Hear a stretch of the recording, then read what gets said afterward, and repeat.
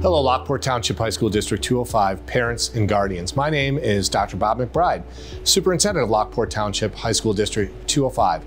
This is your board meeting brief for the Board of Education meeting we had on Monday, October 21st, 2024. As always, we began with resolutions, thanking and acknowledging people who have done great things. In this particular month, we were really giving thanks for some adults that work on staff. Dr. John Greenan has been with Lockport Township High School District 205 for 23 years, but throughout that time, he's been involved as an undergraduate student, a master's student, a doctoral student, and now as an ambassador for the University of St. Francis. Just recently was designated as one of their distinguished alumni. Congratulations, Dr. Greenan. We also wanted to remind our public and everyone at the board meeting that October is National School Principal Month. We have a fine core of school principals both at Central and East, and our board resolved to acknowledge Dr. Carrie Green, principal at Lockport Central, Dr. Jacqueline Johnson, principal at Lockport East Campus, and assistant principals Jason Oswald, Josh Oster, Robert Beach, and Matt Bartley. Congratulations for doing what I believe is the toughest job in education in America, being a high school principal. We had several very important presentations that I want to share with you. We heard from the construction company that did all of the work this past summer at Central. We heard from a financial group that helps us finance things that we do with our buildings, PMA Financial. Then finally, I shared with the board our annual student achievement report. Let's dig into what Berglund Construction had to say about a summer's worth of work at Lockport Central to the tune of about $5 million. As all of you know, we had a catastrophic ceiling collapse almost a year ago on November 1st, 2023. That led to a series of events that caused us to close Central, move to Lincoln Way North, and our board just made the decision that any legacy ceiling system, the 1920 ceiling systems, 32 in all, 3 hallways, that was coming down, but it had to be rebuilt. Berglund Construction was the successful bidder that dug into Central to rebuild those ceilings. Over the summer, Berglund was able to encounter and overcome any challenge they had, and they reported out to our board. The report contained a variety of things. First, they felt they did high quality work and could reopen in time for our students to come back. Second, they reported to the board that getting into the superstructure of the building, looking at the masonry, that there was no challenge that they couldn't overcome, that wasn't manageable. They forecasted a 20, 40, 60-year future for Lockport Central if the roof is replaced, the tuck pointing is completed, the electric is replaced, and confirmed for the board as a construction company and construction professionals the sound structure of Lockport Central. I really encourage you to go onto our website and see that portion for yourself of the board meeting. But any kind of improvement, life safety work, any kind of addition to any of our facilities or buildings, it requires funding, obviously. Certainly you as taxpayers with your property taxes fund our schools, and you do that richly and you do that well. But one of the strategies that schools use is debt, long-term debt. And we had PMA Financial come to our board meeting and explain what that long-term debt could look like. On May 20th, our board committed to a maximum of debt for school building projects for something called life safety, not life-threatening, but life safety. Life safety are the most urgent type of facility items in a building. Roofs, walls, plumbing, electricity, those kind of things that keep the human beings safe and able to go to school. We are able to take out what's called life safety debt.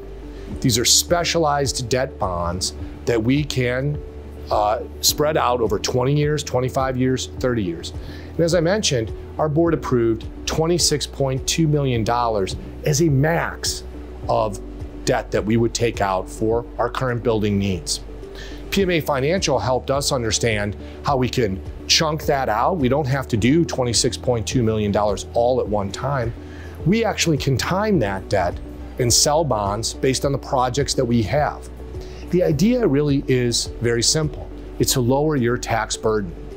By taking an expenditure, spreading it out over 30 years, we do ask that current taxpayers help pay for that new debt. But we also ask that future taxpayers, 10, 15, 20 years out, when they come and enjoy our facilities and their children enjoy our facilities, they have to make a contribution too.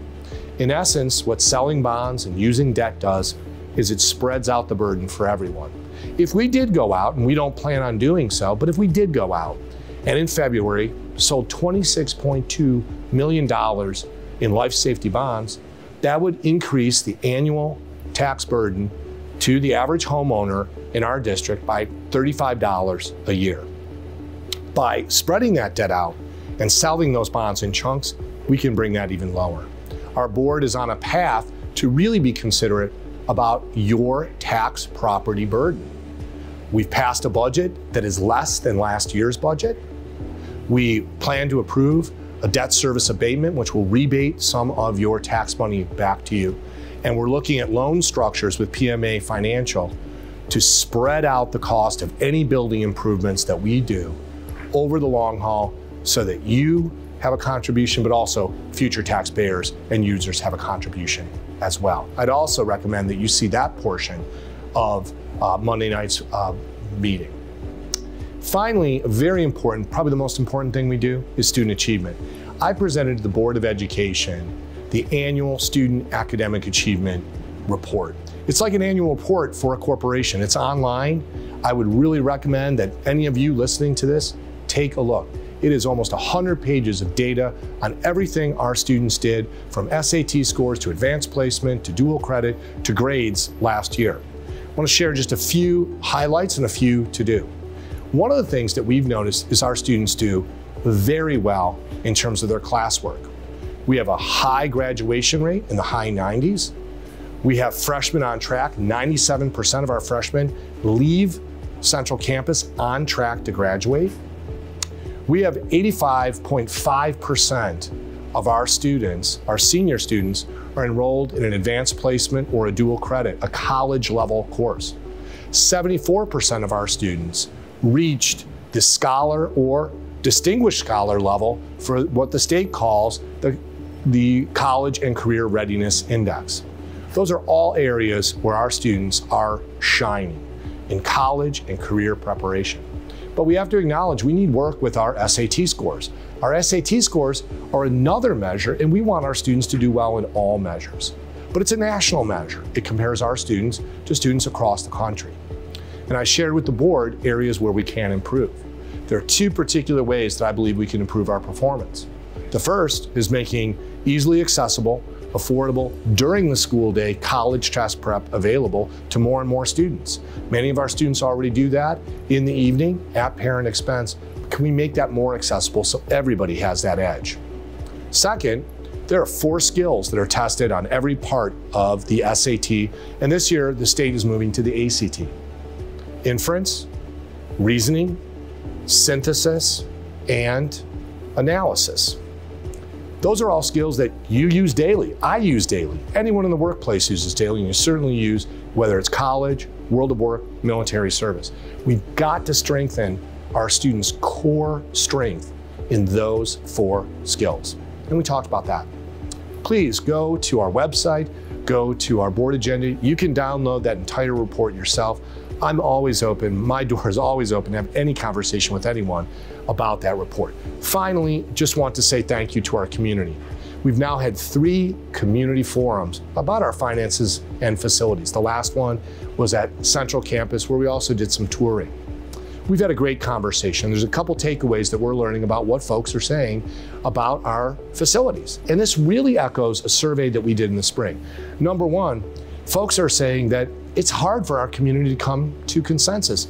We learned this 2 years ago when we had a demographer do a study of our district. It's tough for the entire 65 square mile area to come to a consensus around one idea, and that's okay. That's what diversity is all about.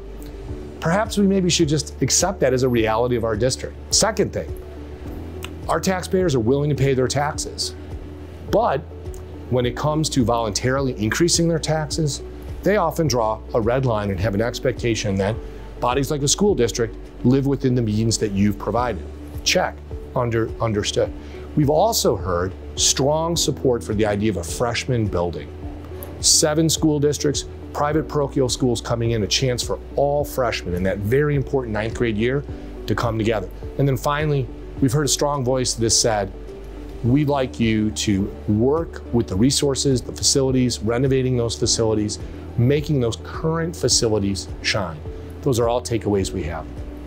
Thank you so much for listening to this board meeting brief from October 21st, 2024. Everything I mentioned is online and it's archived. I hope you'll check it out. And I hope you have a great fall, happy Halloween, and go Porters.